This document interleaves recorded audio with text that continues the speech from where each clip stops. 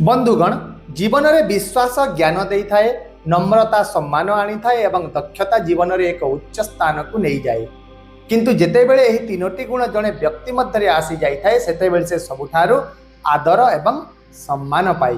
तेणु सबुबेले निज दृष्टि रे ठीक रुहंतु एवं सच्चोटतार सहित निजर काम गुड़िक करि चलंतु। नमस्कार, सुप्रभात, जय जगन्नाथ। बंधुगण आपण माने देखुचंती आपणक निजस्व चैनल ज्योतिष दर्पण एवं आपण मानंकु समस्तंकु आज रही मिथुन राशि दैनिक राशिफल कार्यक्रम को मु पुणी थरे हृदयर सहित हार्दिक स्वागत करुछि। ताहेले आसंतु जानिबा जे ग्रह नक्षत्रंक आज आपणक जीवन रे कोन प्रभाव रहिछि, केउ क्षेत्र रे आपण सफलता पाइबा को जाउछंती एवं केउ क्षेत्र रे आपणको किछि सतर्कता मध्य अवलंबन करबा को पड़िबो। तासह वीडियो रे शेष रे मु किछि विशेष प्रतिकार मध्य शेयर करिवि जहाँकि आपणक समग्र दिन को पॉजिटिव शक्ति रे परिपूर्ण रखिबो। आउ मध्य जो मानकर आज हेउची जन्मदिन किंबा विवाह वार्षिकी से मानंकु समस्तंकु मो तरफ हार्दिक शुभेच्छा एवं शुभकामना। भगवान आपणक जीवन रे सबु बेले सुख समृद्धि एवं सफलता प्रदान करंतु। एबे आसंतु जानिबा आजिर पंचांग। आज हेउची 8 जून 2026 सोमवार, ज्येष्ठमल कृष्ण पक्ष अष्टमी तिथि, शतभिषा नक्षत्र। आज राहु काल दिवा 10:35 रु अपराह्न 1:15 पर्यंत रहिबो। तेणु यही समय मध्य आपण कौन शुभ कार्य करंतु नाही। सेहीपरि आज अमृत समय सकाळ 8:50 रु दिवा 10:30 पर्यंत रहिबो, जहाँ समस्त काम पाई शुभ समय हेबो।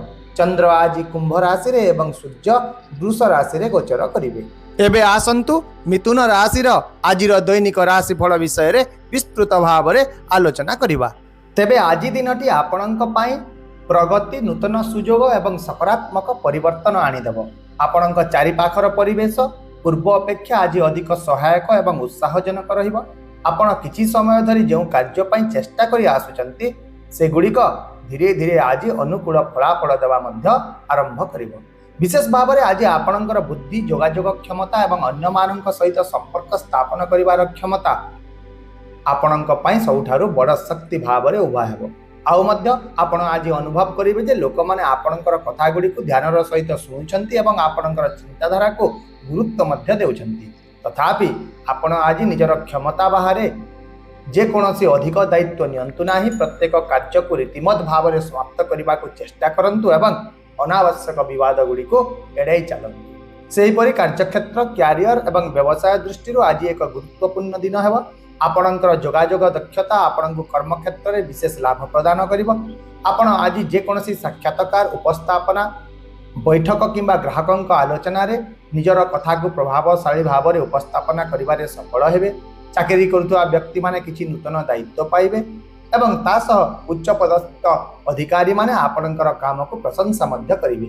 एहा छड़ा व्यावसायिक व्यक्ति माने आज किछि नूतन संपर्क लाभ पाइबार संभावना रही।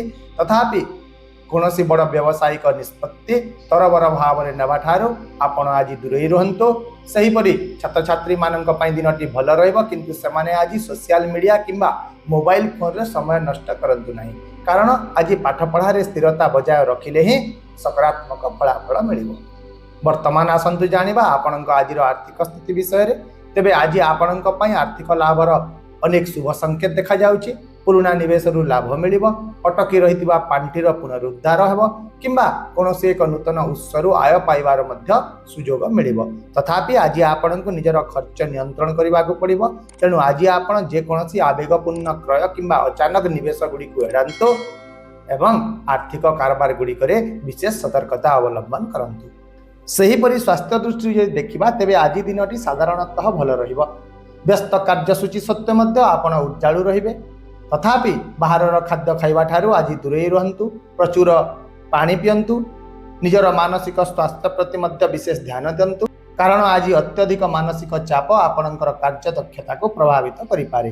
तेणु योग ध्यान करंतु एवं पर्याप्त निद्रा नियंतु, जहाँ आपणक स्वास्थ्य पई बहुत लाभदायक रहिबो। एबे आसंतु जानिबा आपणक आजिर पारिवारिक, सामाजिक, प्रेम एवं वैवाहिक जीवन विषय रे। तेबे पारिवारिक जीवन रे परिवार समर्थन आज आपणकर आत्मविश्वास को वृद्धि करिवो। घरे परिवेश साधारणतः सुखद रहिबो। आपणको निजर बंधु एवं परिवार सहित समय बिताइबार भल सुजोग मिलिब। तथापि आपण आज कामर चाप को घर को आनतु नाही, नचेत छोट छोट कथारे मध्य मतभेद सृष्टि हेबार संभावना देखा जाउछि। यह छड़ा सामाजिक और वृत्तिगत क्षेत्र में आज आपणकर मान प्रतिष्ठा मजबूत हेब।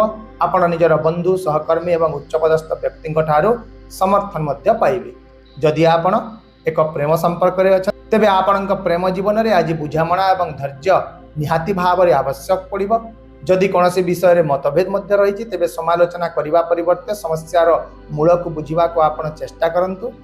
तथापि मध्य प्रेम संपर्क विशेष भाव में मधुर रहिबो एवं आपण निज साथी सहित संध्या समय रे एक भल मुहूर्त बिताइबार सुजोग पाइबे।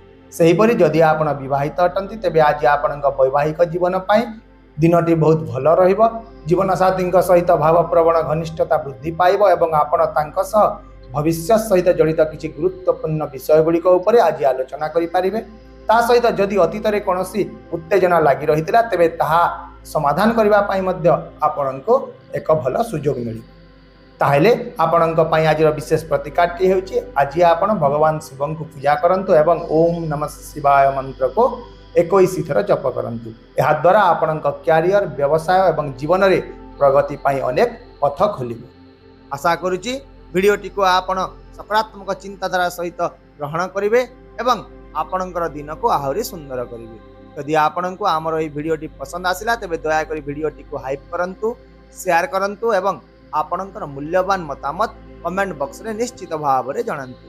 ता सहित आम चैनल को सब्सक्राइब करने को मध्य भूलंतु नहीं, कारण प्रत्येक दिन आमे आपणक पई आनी थाउ सटीक सहज एवं निर्भर योग्य राशि।